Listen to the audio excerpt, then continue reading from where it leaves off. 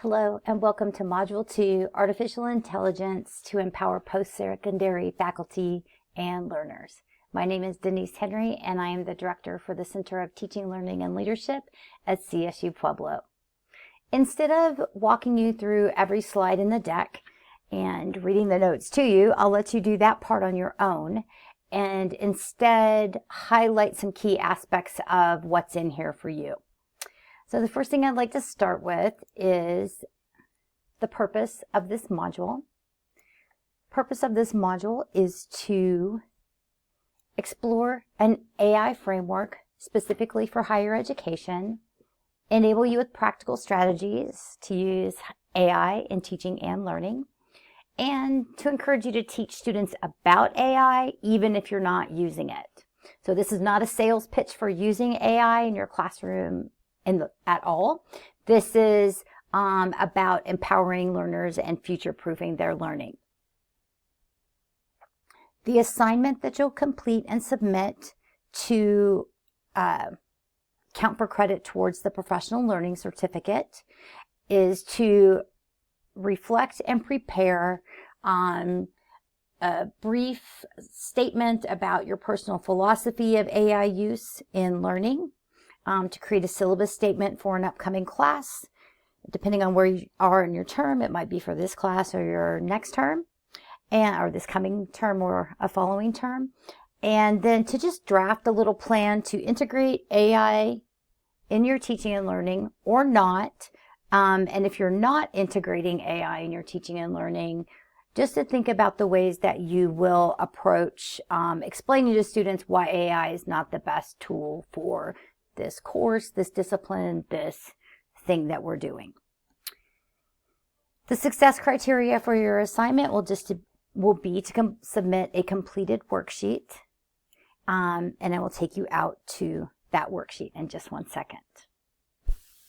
Here is Module 2 from the Blackboard course, and to submit your deliverable, you will download this Word doc, follow the directions in the task, and then upload it to this link. And you can see that I tested it to make sure the link was working, and it is. So this is my submission that I sent in.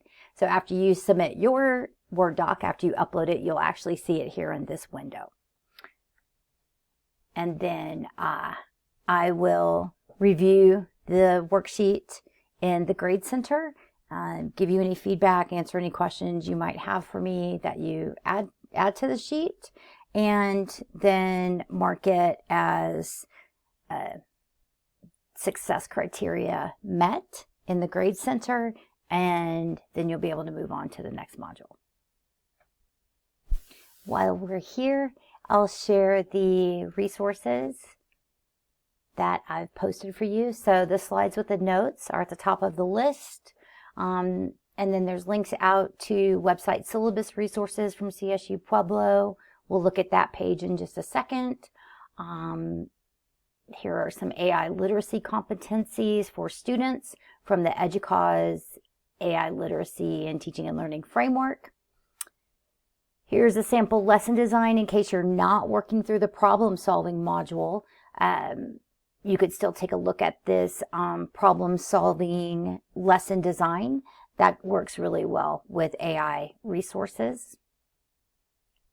This is a great video that I use when I teach AI lessons in classrooms to students. It's about 10 minutes long, but it goes pretty quick. It has a good pace to it.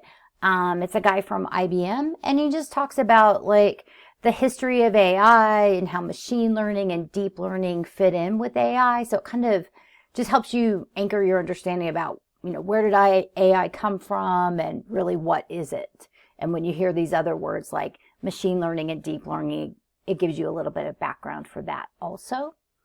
And then here are some references for you. I made an explainer video with Notebook LM and a little podcast with Notebook LM. So they're definitely informative, but it's also to give you an idea of what you could do for your own students to give them overviews of content. And then here is the reference list for the papers that I used as source material in the development of this module. So all of this is here for you. This is the worksheet that's posted in the module. I'll just list your name, title, and department at the top. Here's that task list again and the success criteria. This is modeling the TILT, Transparency in Learning and Teaching framework that is shared in Module 4, I believe. So in Part 1, share your personal philosophy. Does not have to be long. I know some folks are really tired of sharing their philosophy and thoughts about AI, but it gives you a nice anchoring for, why am I doing what I'm doing? What is my positionality on my use or non-use of AI with my students, and how I'll frame that in my syllabus statement and in discussions. So there's some prompts to help you think about your reflection. And then Part 2 is to create a syllabus statement. I'll take you out to the Provost website with syllabus guidance so you can take a peek at that if you haven't seen it yet. Regardless of the way that you're using AI or not, or any technology, helping students understand very clearly how they can use it, how they can't use it, how they should cite it when they use it, seeing examples of work that was AI generated, or ways that if you want them to document their AI usage, what does that look like? Is it every prompt? Is it just the work that was produced? Is it their original work and then the revised work? Help them give you exactly what you're looking for as evidence when they do use AI. Or not evidence, I guess, but supporting documentation might be a better way to say it. Also include a learning focus. How can they get support? And something I will add to this worksheet after this session, after I get done recording, that I noticed is not here. Also clearly stating to students what will happen, exactly how it will happen if you suspect AI use that is unsanctioned, so that there's no question about either I'm going to have a conversation with you and then we'll go from there, or I am just going to turn you into the conduct office and you can hash it out with them. So very clearly laying out what your rationale is. And I'll add this right after support questions on this worksheet. I just noticed that was not there, and it's very important. And then Part 3 is exploring AI in your upcoming class. So, just what are some ways that you might use AI? Maybe you have a specific thing that you want to try, and here's a chance for you to draft it out. Or just in general, getting some thoughts out. This will help you hopefully shape an assignment or shape some usage in your class. So now we're looking at the syllabus resource page on the Provost website. I got here by using the search tool on the website and searching syllabus resource. So that's a quick way to get there.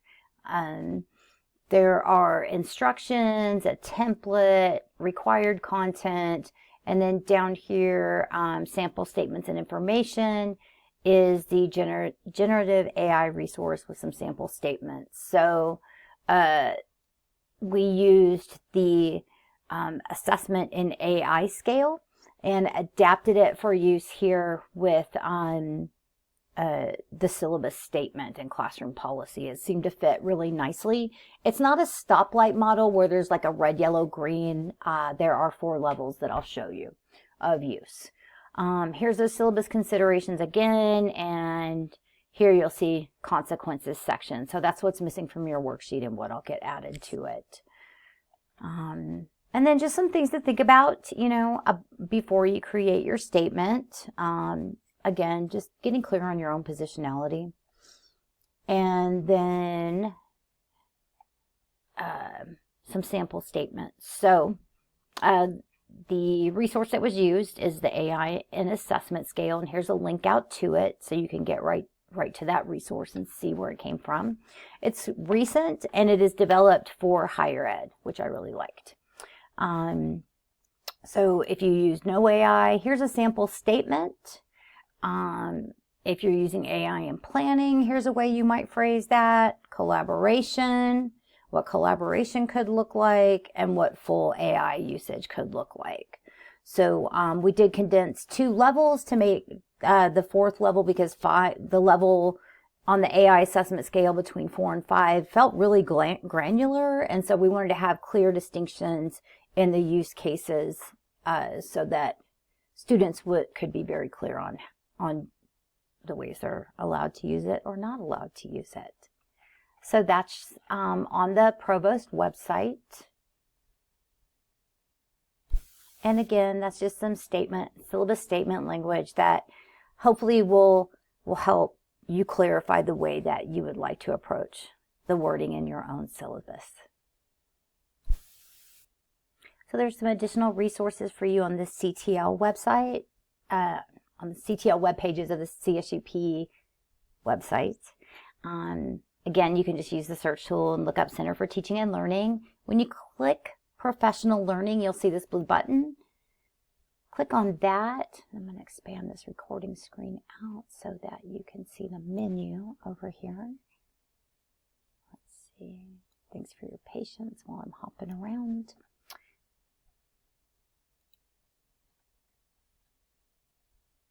Okay, that looks better.